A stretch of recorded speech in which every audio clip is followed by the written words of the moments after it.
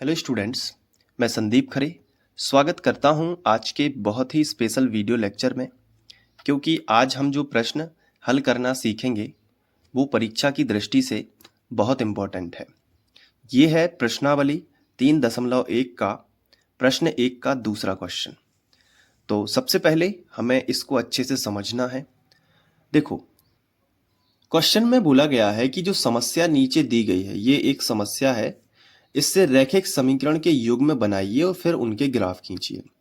देखो, एक्चुअली में दिया क्या गया है, ये पूरा का पूरा मैं बॉक्स बना देता हूं। बहुत ध्यान से समझना। एक बॉक्स बना दिया। इस बॉक्स के अंदर आपको एक समस्या लिखी है। ध्यान से समझना कि क्या करना है। इस बॉक्स के अंदर क्या लिखी है? एक समस्या लिखी है। समस्या से तुम बनाओगे समीकरण युग्म। क्या बनाओगे? समीकरण युग्म बनाओगे।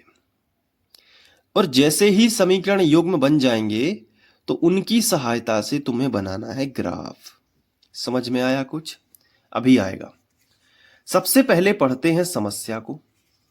देखो, समस्या दी है 5 पेंसिल तथा 7 कलमों का कुल मूल्य 50 रुपये है, जबकि 7 पेंसिल तथा 5 कलमों का कुल मूल्य 46 रुपये है। तो एक पेंसिल तथा एक कलम का मूल्य ज्ञात कीजिए। तो समस्या में हमें सबसे आखिरी का हिस्सा पढ़ना है। पूछा क्या गया है, हमें पता भी तो होना चाहिए ना कि हमसे पूछा क्या गया है। देखो, वो पता कैसे चलेगा? जब हम समस्या का आखिरी हिस्सा पढ़ेंगे। देखो, इसमें लिखा है एक पेंसिल तथा एक कलम का मूल्य ज्ञात कीजिए। इसका मतलब ये है कि हमें एक पेंसिल का मूल्य ज्ञात करना है और एक कलम का मूल्य पता करना है। यहीं से स्टार्ट करेंगे। अब आपको ना तो ये पता है कि एक पेंसिल का मूल्य कितना है, ना आपको ये पता है कि एक कलम का मूल्य कितना है, तो इन्हें x व y मान लेंगे। पहले एक पेंसिल का मूल्य मान लेंगे x, ठीक है, और फिर उसके बाद एक कलम का जो मूल्य है उसे मान लेंगे y। उस हिसाब से इस समस्या को पढ़ेंगे तो उससे बनेंगे 2 समीकरण, और जब हम उसके ग्राफ खींचेंगे तो ग्राफ में मिलेगा हमें हल कि एक पेंसिल का मूल्य कितना है और एक कलम का मूल्य कितना है। अब कैसे मिलेगा? आपके दिमाग में कई प्रकार के क्वेश्चन आ रहे होंगे, मुझे पता है, लेकिन एक एक करके सभी जितने भी आपके दिमाग में प्रश्न आ रहे हैं ना, उन सब के जवाब आपको मिलेंगे। बस ध्यान से समझते जाओ। अभी तक तुमने जितना भी समझा है उसमें केवल एक बात तुम्हें पता चली है कि हमें एक समस्या दी रहती है, समस्या से ही समीकरण बनते हैं और समीकरण से ग्राफ बनते हैं। लेकिन समस्या का आखिरी हिस्सा पढ़ के ही हमें इस सवाल को हल करना शुरू करना है। देखो कैसे। हम यहां पे हेडिंग डालेंगे हल। अब यहां पे हमें क्या मानना है कि माना एक पेंसिल का मूल्य x रुपए है और एक कलम का मूल्य y रुपए है। तो हम लिखेंगे माना एक पेंसिल का मूल्य, तो हमने लिख लिया एक पेंसिल का मूल्य, और इसे हम मान लेते हैं कि x रुपए है।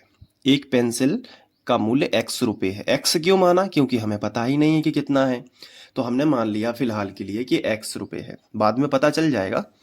और देखो, एक कलम का मूल्य मान लेंगे 22 रुपए। तो हम नीचे हेडिंग डालेंगे यहाँ पे एक कलम का मूल्य, और इसे हम मान लेते हैं 22 रुपए। ठीक है, बताओ इतना बन जाएगा? इतना तो बन जाएगा।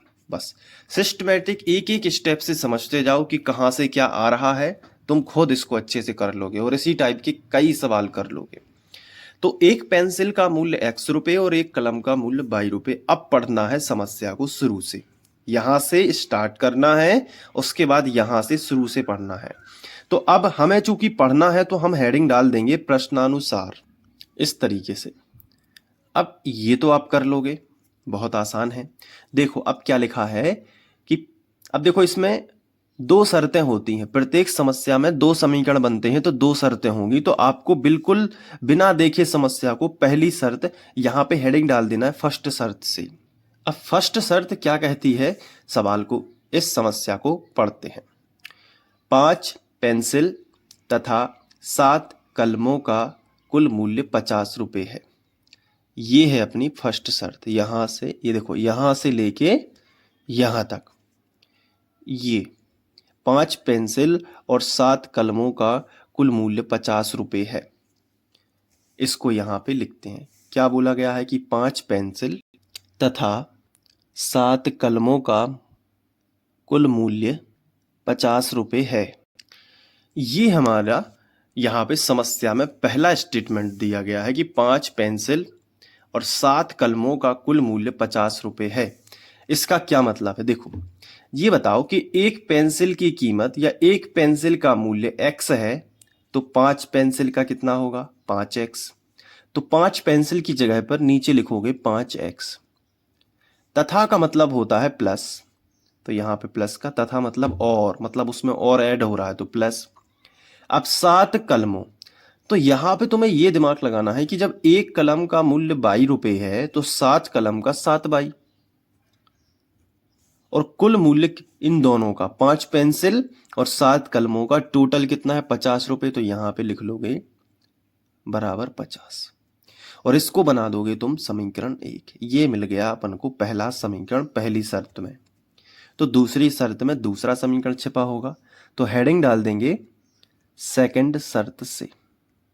ठीक है, सेकंड शर्त से। अब सेकंड शर्त को पढ़ते हैं, सवाल में जाते हैं। जबकि यहां से पढ़ते हो, 7 पेंसिल तथा 5 कलमों का कुल मूल्य 46 है। कितने का? 7 पेंसिल और 5 कलमों। ये है अपनी सेकंड शर्त। 7 पेंसिल तथा 5 कलमों का कुल मूल्य 46 रुपये है। तो यहां पे आ जाओ और लिख लेते हैं कि 7 पेंसिल तथा 5 कलमों का कुल मूल्य 46 रुपये है। तो ये हमने लिख ली सेकंड शर्त। अब यहां से समीकरण कैसे बनेगा? 7 पेंसिल, जरा ध्यान दो ऊपर, एक पेंसिल का मूल्य कितना है? x, तो 7 पेंसिल का 7x। बड़ा ही आसान है, 7x। तथा का मतलब बताओ क्या होता है? बिल्कुल सही, प्लस। फिर 5 कलमों, इधर देखो ऊपर, एक कलम का मूल्य 22 रुपये है ना, तो 5 कलम का 5 22 हो जाएगा। तो यहां पे लिख लेंगे 5 22। अब टोटल मिला के 46 रुपये हो रहे हैं, तो बराबर में लिख दो 46, और ये बन जाएगा तुम्हारा समीकरण 2। तो समस्या में होती हैं 2 शर्त, और दोनों शर्तों के हिसाब से समीकरण 2 बन जाते हैं, 1 और 2। और शुरुआत करेंगे समस्या के आखिरी हिस्से से, जहां हम जो पूछा गया है उसको x व y मान के चलते हैं। इतने सरल सवाल हैं। अब आगे बढ़ते हैं, समीकरण से ग्राफ कैसे बनाएंगे? देखो, समीकरण तो बना लिया। अब समीकरण से ग्राफ तब बनेगा जब x व y के मान होंगे। तो चलो एक समीकरण को लिखते हैं। तो अब हम हेडिंग डालेंगे। देखिए, एक एक को हल करना है, तो सबसे पहले हम समीकरण 1 को नीचे लिखते हैं। तो हम हेडिंग डालेंगे समीकरण 1 से। आपके सामने ही लिख देता हूं, इधर देखो, समीकरण 1 से। चलो, समीकरण 1 क्या है? 5x प्लस 7y बराबर 50। इसको बना लेते हैं अपना समीकरण नंबर 1। अब देखो जरा ध्यान से, अगर रफ का यूज करते हैं थोड़ा सा, ये ले लिया रफ पेपर। ठीक है, ये अपना समीकरण 1। x का ऐसा मान रखो, x का ऐसा मान रखो कि जो 50 है उसमें से घट के 7 का जो भाग है, क्योंकि गुणा वाली संख्या बटे में आएगी, पूरी बार कटे। और यहीं पे बच्चे गलती कर देते हैं, वो दशमलव वाली संख्या ले आते हैं। जबकि थोड़ा सा दिमाग लगाओगे तो दशमलव से छुटकारा ही मिल जाएगा। देखो कैसे, सोचना थोड़ा सा। तुम ये दिमाग लगाओगे कि अगर यहां से ये पक्षांतर होके इस तरफ आएगा तो घटेगा ना, ये 5x इस तरफ आएगा तो घटेगा। तो अब 50 में से कुछ ना कुछ तो घटेगा। तो अगर तुमने ये दिमाग लगाया कि अगर 50 में से 15 घट जाएंगे तो कितने बचेंगे, तो शून्य के मान लेते हैं 10, 10 में से 5 जाएंगे, बचेंगे 5। यहां पे देखो 4, 4 में से 1 जाएगा 3। तो 50 में से जब 15 घटेंगे तो कितने बचेंगे? 35। तो 7y बराबर 35 मिलेगा यदि, समझना ध्यान से। तो 7 का भाग 35 में चला जाता है, बिल्कुल 5 बार चला जाएगा। तो हमें कोशिश ये करनी है कि 50 में से 15 घट सकें। तो 15 कब घटेंगे? जब यहां पे ये वाला पद 15 बनेगा। तो 5 तिया 15। तो अगर x का मान 3 हो तो 5 का गुणा 3 में होगा। थोड़ा दूर का सोच के चलना पड़ेगा यहां पे, क्योंकि आप सीधा अगर आप मान रखने लगोगे, चलो हमने रट दिया कि x बराबर 0 रखना है और x बराबर 1 रखना है तो y के मान अपने आप मिलेंगे, तो आप फंस जाओगे, दशमलव में अंक आएंगे जो ग्राफ में आप प्रॉपर तरीके से नहीं बता पाओगे। तो फिर क्या करें? तो अपन जानबूझ के x का ऐसा मान रखेंगे कि वो कट जाए, पूरा अंक आ जाए। देखो कैसे, मैं तुम्हें पूरी स्टोरी समझाता हूं। अगर x की जगह पे तुम 3 रखोगे तो क्या होगा? देखो x के मान ट्राई कर सकते हो 1 से लेके 5 तक, 1 2 3 4 5 क्रम से रखते जाओ। अगर y का मान पूरी x यहाँ पे साबुत अंक मिल रहा है, पूर्णांक मिल रहा है तो ठीक है, और अगर दशमलव में मिल रहा है तो वो x का मान कैंसिल करो। जैसे x का मान 1 रखा तो y का मान दशमलव में मिला, तो x बराबर 1 नहीं रखना। अगर x बराबर तुमने 2 ट्राई किया और y का मान दशमलव में मिला तो नहीं रखना। अगर x का मान तुमने 3 रखा और y का मान फिर से दशमलव मिला तो 3 भी नहीं रखना। 4 रखने से हो गया, पूर्णांक मिल गया तो 4 माना जाएगा। ऐसा अपने लिए एक ट्रिक बनाओ। देखो कैसे। अब इसकी स्टोरी क्या है, जैसे समझना ध्यान से। अगर x बराबर 1 रखते हैं तो क्या होगा? देखो 5 x की जगह पे 1 रखा प्लस 7y बराबर 50। तो 5 एकम 5 हो जाएगा प्लस 7y बराबर 50। ये जो संख्या है, संख्या में से संख्या घटती है तो 5 का पक्षांतर इस तरफ होगा। तो 5 के आगे कोई भी चिन्ह नहीं है तो प्लस का है, प्लस का इस तरफ जाएगा माइनस का हो जाएगा। तो 7y लिखेंगे बराबर 50 माइनस 5। तो 7y बराबर बचेंगे 45। 50 में से कितने घट रहे हैं? 5, 45। अब 45, तो y का मान कितना आएगा? y बराबर आएगा 45/7। गुणा वाली संख्या कहाँ आ जाएगी? बटे में। अब 45 में 7 का भाग पूरी पूरी बार नहीं जाता, दशमलव में आएगा, इसलिए हम x बराबर 1 नहीं रख सकते अभी। तो फिर कितना रखें? तो फिर दिमाग लगाएंगे ना कि 2 रखेंगे तो 5 दूनी 10 हो जाएंगे, तो 50 में से 10 घटेंगे, है ना? तो 10 भी 40 बचेंगे तो फिर भी नहीं 7 से कटेंगे। तो फिर क्या करोगे? 3 रख देते हैं ना, तो x बराबर 3, 5 तिया 15। 50 में से 15 जाएंगे तो 35 बचेंगे। देखो मैंने वही बताया, 50 में से 15 जाएंगे तो कितने बचेंगे? 35 बचेंगे। और 7 पौने 35 पूरी पूरी बार भाग चला जाएगा, 5 आ जाएगा। तो अच्छा लगा। तो x बराबर 5 मान ट्राई करो तुम तो। 1 2 3 4 5। x बराबर 1 रख के देखो, 2 रख के देखो, 3 रख के देखो, 4 रख के देखो, 5 रख के देखो।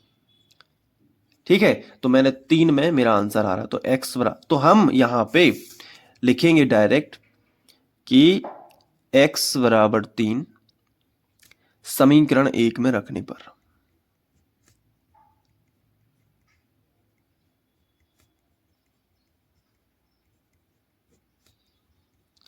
ठीक है, रख देते हैं। जैसे ही 3 रखोगे तो 5 लिखा है तो सबसे पहले 5 लिखोगे। x की जगह पे कितना लिखोगे? 3। फिर प्लस लिखा है तो प्लस, पूरा ज्यों का त्यों। क्लियर? अब देखो 5 तिया 15, तो बेसिकली होगा 5 तिया 15 प्लस 7y बराबर 50। अगले स्टेप में लिख लेते हैं। ये देखो लिख लिया। ठीक है, आ गया ना समझ में? 5 तिया 15 हो गया प्लस 7y बराबर 50। अब देखो ये 15 है तो संख्या है, संख्या y में से जोड़ घट नहीं सकती, तो इसका पक्षांतर इस तरफ करेंगे। तो लिखेंगे 7y बराबर 50। इसको ज्यों का त्यों लिखा। और ये जो 15 था, ये इसके आगे कोई भी चिन्ह नहीं है तो ये प्लस का था, प्लस का इस तरफ लेके आ जाओगे, माइनस का 15 हो जाएगा। तो 7y बराबर तुम्हें कितना मिलेगा? 50 में से 15 घटेंगे तो 35 मिलेगा। ठीक है, अब देखो y के साथ में जो 7 है ये गुणा में है, गुणा वाली संख्या बटे में आती है। तो अगले स्टेप में y बराबर तुम्हें मिलेगा 35/7। तो 7 पौने 35, तो y की जो वैल्यू है वो 5 आ जाएगी। आया समझ में किस तरीके से खेल करना है आपको? तो अब आपको बनानी है सारणी। तो कहाँ बनाओगे? यहाँ पे जहाँ लिखा रहता है समीकरण 1 से, यहीं पे टेबल बनेगी।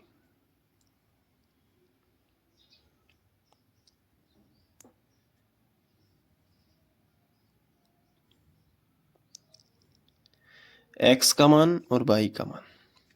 x का मान कितना रखा? 3। तो y का मान कितना मिला है? देखो इधर पलट के देख लेते हैं। y का मान 5 है। कितना है? 5। तो पलट के फिर यहाँ लिख लो कि y का मान कितना है? 5। अब x का एक और मान रखना है जिससे y का मान मिलेगा। तो दिमाग आपको लगाना है यहाँ पे। बताओ x का आप कौन सा मान रख दें कि 7 से भी कट जाए और x का मान रख जाए 7 से पूरी बार कट जाए, ताकि y का मान सही मिले। तो रफ का यूज कर लो थोड़ा सा। तो एक दिमाग तो तुम ये लगा सकते हो कि अगर हम x का मान ना रख के y का मान रख दें, y का मान क्या रखें? 0, तो ये पूरा हिस्सा हो जाएगा 0। और 5 की दुनिया में 50 आता है, तो 5 धाम 50, x का मान आ जाएगा। मतलब कहने का ये है कि जैसे अपना ये समीकरण है 5x प्लस 7y बराबर 50, ये वाला समीकरण है ना? ठीक है। अब इस समीकरण में क्या करना है तुम्हें कि अगर जरूरी नहीं है कि x का ही मान रखो, y का रख के x का ले सकते हो। अपन को मतलब है x और y के मान से केवल। तो y का रख दो इस बार। अगर y बराबर 0 रखोगे तो जहां y लिखा है वहां पे 0 हो जाएगा। तो क्या मिलेगा? 5x प्लस 7 x की y की जगह पे 0 बराबर 50। यही होगा ना? तो 7 शून्यम शून्य, तो ये तो खत्म हो जाएगा ना, पूरा 0 ही है। तो 5x सीधे बराबर होगा 50 के। इस हिसाब से यदि x के साथ में जो 5 है ये गुणा में है और गुणा वाली संख्या बटे में आएगी, तो 50 बटे 5 हो जाएगा ना, 5 धाम 50। तो x बराबर कितना मिलेगा? 10 मिलेगा कि नहीं मिलेगा? तो y बराबर 0 रखने से x बराबर 10 मिल जा रहा है। लेकिन यहाँ पे आपके पास और भी ऑप्शन हो सकते हैं। जरूरी नहीं है कि जो मान मैं रख रहा हूं वही आप रखो। कई बच्चों को लगेगा कि सर x की वैल्यू 10 है, हो सकता है ग्राफ में 10 तक ना हो या ग्राफ कॉपी में 10 ना बन पाए, तो फिर आप इसके मल्टीपल में रख सकते हो। लेकिन अगर ग्राफ बड़ा है तो आप रख सकते हो। चलिए मैं यही वाला मान यूज कर लेता हूँ, ये आपके लिए सरल रहेगा y बराबर 0 रखना। तो अब हम आगे बढ़ते हैं और पुनः समीकरण 1 में इस तरफ लिखेंगे। पुनः समीकरण 1 में अब इस बार क्या करेंगे? y बराबर रख रहे हैं 0। y बराबर 0 रखने पर जब y बराबर 0 रखेंगे तो देखो क्या होगा। समीकरण था अपना 5x प्लस 7y, तो y की जगह पे क्या आ जाएगा? 0 और बराबर क्या आएगा? 50। यही था ना अपना समीकरण। आगे बढ़ जाओ। तो 5x प्लस 7 शून्यम शून्य बराबर कितना आ जाएगा? 50। तो फिर यहाँ से 0 को हटा दोगे तो 5x बराबर सीधा मिलेगा 50। तो फिर यहाँ से x बराबर होगा 50 बटे 5, 5 धाम 50। x का जो मान है वो आएगा 10। क्लियर हुआ? बिल्कुल। तो इस हिसाब से हमें पता चला कि y बराबर अगर हम 0 रखें तो x बराबर हमें कितना मिलता है? 10। तो आओ समीकरण 1 की तालिका में लिख लेते हैं, यहाँ पे बनी हुई है। तो y बराबर 0 रखा तो x बराबर मिला 10। ये समीकरण 1 का ग्राफ इससे बन जाएगा। अब समीकरण 2 की बात करते हैं। तो अब हम लिखेंगे समीकरण 2 से, पलट के पन्ना, ये पलट लिया पन्ना, यहाँ पे हम लिखेंगे समीकरण 2 से। तो सबसे पहले समीकरण 2 को लिख लेते हैं। तो समीकरण 2 लिखने के लिए मैं आपके ही सामने यहाँ पे पलटता हूँ पेज, और है 7x प्लस 5y बराबर 46। तो अब इसको पलट लेते हैं और यहाँ पे लिख लेते हैं 7x प्लस, ये लिख लिया 7x प्लस 5y बराबर 46। अब यदि हम यहाँ पे सॉल्व करें तो इसमें थोड़ा सा आप दिमाग लगाओगे। x के जो मान है वो आप ट्राई करोगे 1, 2, 3, 4, 5। देखो ये ट्राई इसलिए करने के लिए बोल रहा हूँ ताकि पूर्णांक मिल जाए। जैसे x बराबर 1 ट्राई करोगे तो 7x की जगह पे आ जाएगा 1 प्लस 5y बराबर 46। तो 7 एकम 7 हो जाएगा, प्लस 5y हो जाएगा बराबर 46।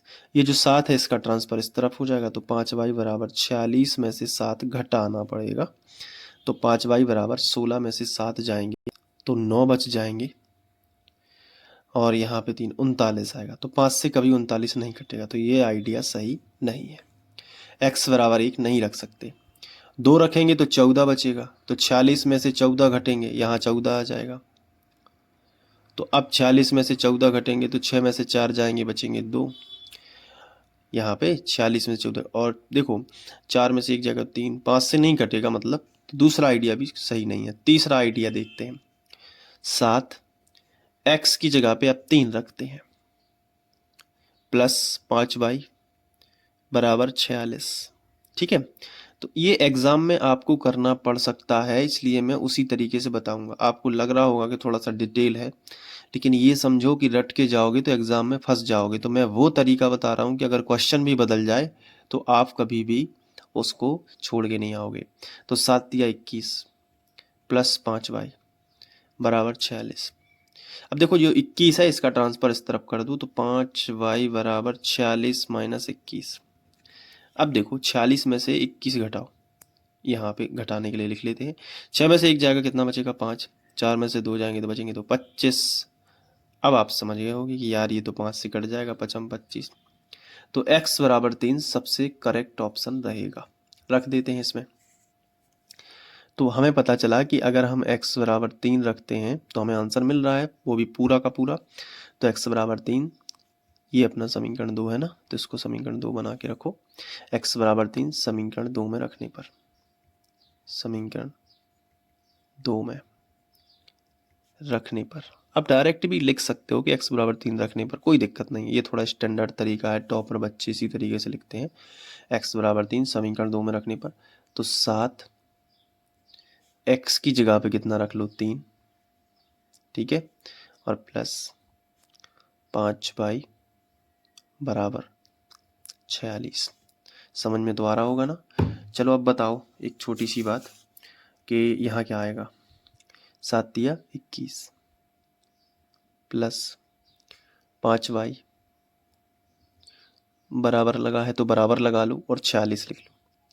ये जो 21 है इसका ट्रांसफर इस तरफ करो, तो अब ये नहीं लिखना, अब डायरेक्ट 5y लिखो।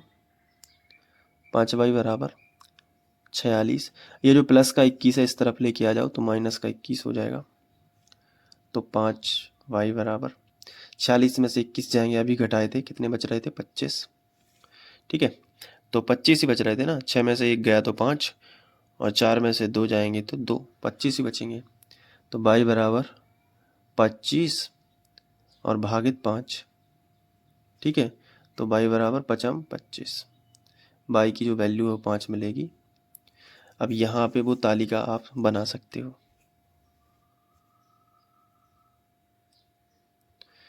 ऐसे खींच लेना, इसके बाद यहाँ पे खींच लेना, फिर इस तरीके से यहाँ x लिखोगे, यहाँ y।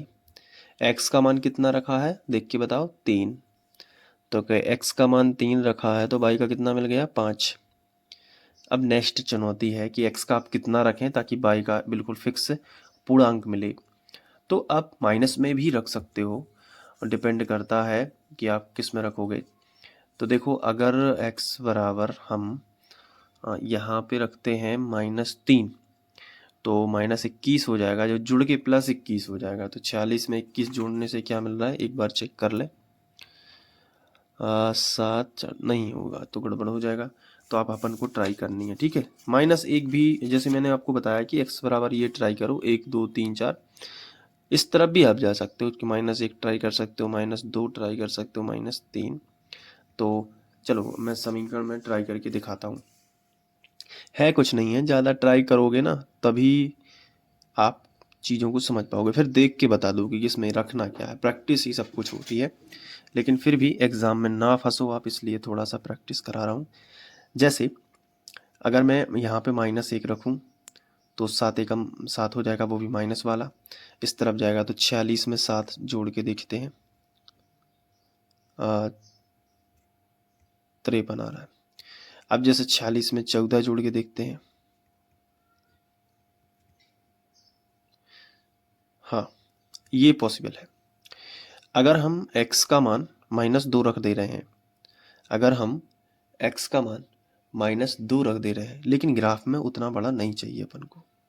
अब तुम सोच रहे होगे कि सर x का ना रखो, y का रख दो, y बराबर 0 रख दो। तो देखो y का मान 0 नहीं रख सकते, क्योंकि अगर ये 0 रखें तो ये पूरा पद 0 हो जाएगा, और 7 का 46 में भाग जाता नहीं है, तो वो दशमलव में मिलने लगेगा। इसलिए 0 नहीं रख रहे हैं y बराबर। ठीक है, ये दूसरा आपके दिमाग में क्वेश्चन आ रहा होगा कि 0 क्यों नहीं रख रहे हैं। तो ऑप्शन यही है कि हम -2 रख दें।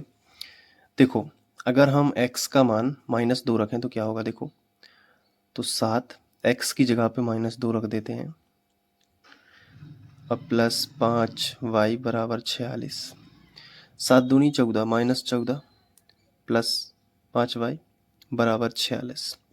अब देखो माइनस का 14 इस तरफ आ जाएगा, तो 5y बराबर 46 प्लस 14, तो 5y बराबर ये 60 हो जाएगा, तो 5 12 60। यही एक ऑप्शन है अभी अपने पास, तो चलिए रख लेते हैं। तो यहाँ पे हम लिखेंगे पुनः समीकरण 2 में, अब हम लिखेंगे x बराबर -2 रखने पर, देखो पहले हमने रखा था x बराबर 3, अब हम रख रहे हैं -2।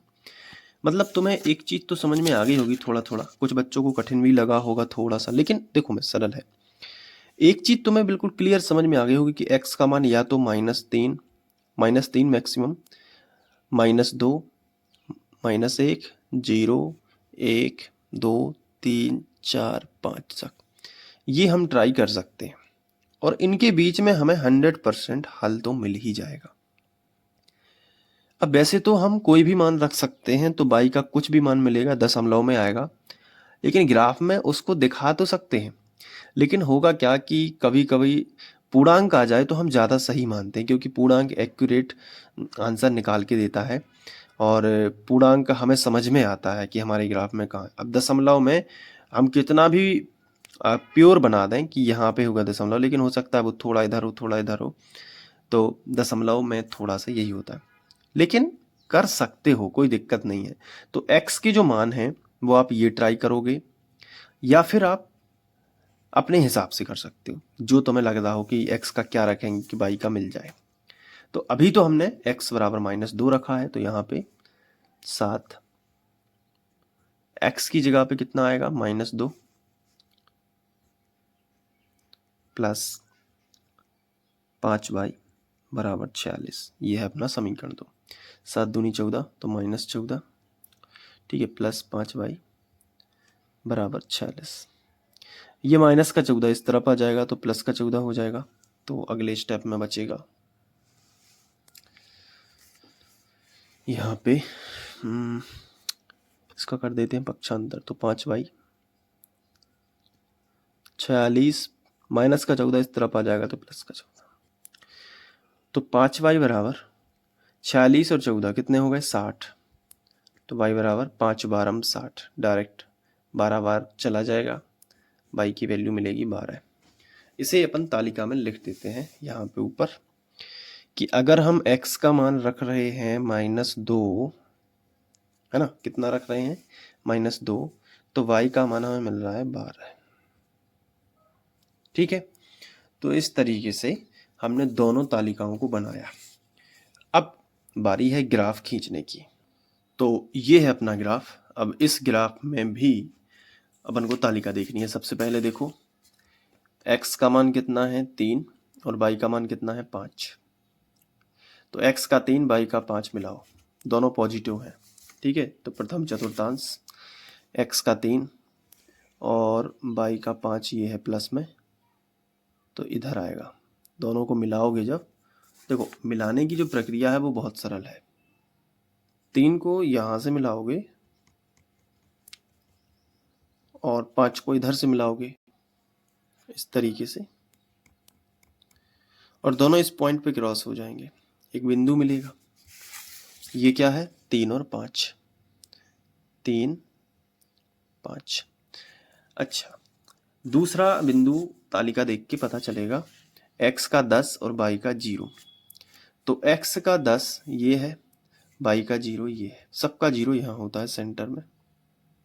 तो x का 10 ये है, इस पॉइंट पे। अब नंबर पे हम डार्क करेंगे क्योंकि 0 पे डार्क नहीं कर सकते, तो 0 और 10 में 10, 0 के साथ में कोई भी अंक है तो उस अंक को डार्क करेंगे और ये पॉइंट कहलाएगा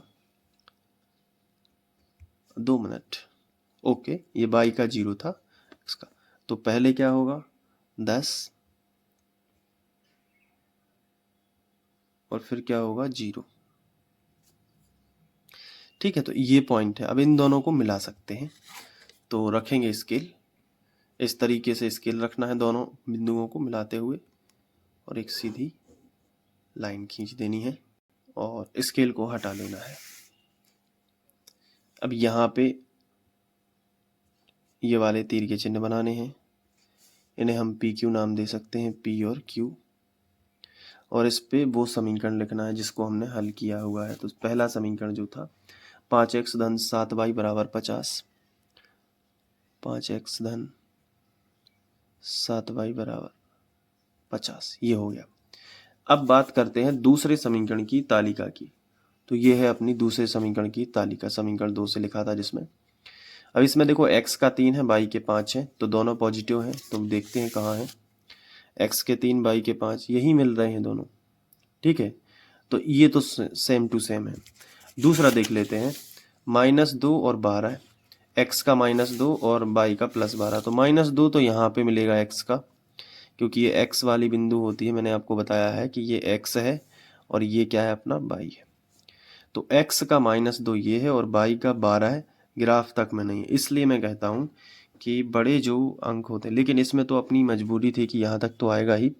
तो देखो ये 10 है तो ये हो जाएगा 11 और यहाँ कहीं हो जाएगा 12। ठीक है, तो ये 12 है, तो ये हो जाएगा अपना 11। इसको बढ़ा लिया मैंने ग्राफ को, ठीक है, आप भी बढ़ा लेना। तो 11 और ये 12, तो ये है -2 और ये है 12। तो 12 -2 को मिलाएंगे -12 से, +12 से। ठीक है, तो यहाँ से ये लाइन जाएगी सीधी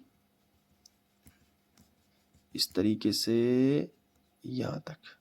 ठीक है, और ये यहाँ से 12 इस तरीके से आगे बढ़ेगा, दोनों इस पॉइंट पे मिलेंगे। तो एक पॉइंट तो ये है और एक पॉइंट ये है, तो इन दोनों पॉइंट्स पे स्केल रख के मिला देंगे। इस तरीके से रखा स्केल और इन दोनों को मिला दिया। ठीक है,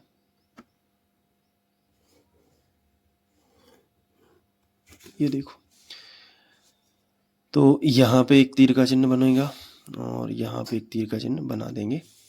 इसे हम RS नाम दे सकते हैं, तो RS, और इस पे वो समीकरण लिखेंगे, समीकरण नंबर 2, 7x + 5y। यहाँ पे लिख लेते हैं 7x + 5y बराबर 46। क्लियर, तो ये है अपने समीकरण 1 और समीकरण 2। अब यहाँ पे पता चल रहा है कि दोनों ग्राफ यहाँ पे कट हो रहे हैं और ये बिंदु है 3 और 5। तो आंसर तो यहीं पे मिल गया कि 3 और 5 है। तो यहाँ पे इसकी भाषा लिखनी पड़ती है, लिखेंगे दोनों ग्राफ बिंदु 3, 5 पर परस्पर प्रतिच्छेद करते हैं,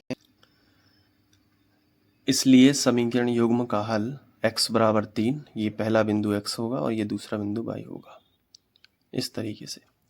अब इसी को आधार मान के हम बता सकते हैं, मतलब ये आंसर आ गया है कि जो पूछा गया था कि एक पेंसिल तथा एक कलम का मूल्य क्या होगा। तो एक पेंसिल का मूल्य x माना था और एक कलम का मूल्य y माना था। तो तुम यहाँ पे बता सकते हो कि एक पेंसिल का मूल्य 3 रुपये है और एक कलम का मूल्य 5 रुपये है। तो यहाँ पे हम लिखेंगे, अतः एक पेंसिल का मूल्य 3 रुपये है और एक कलम का मूल्य 5 रुपये है, और यही अपना आंसर आ जाएगा।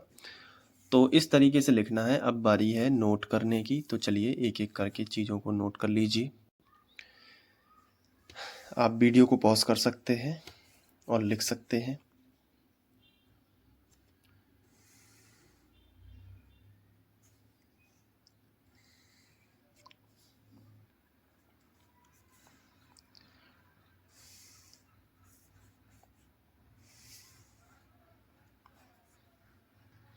ये है ग्राफ और ये है ग्राफ के नीचे की लैंग्वेज।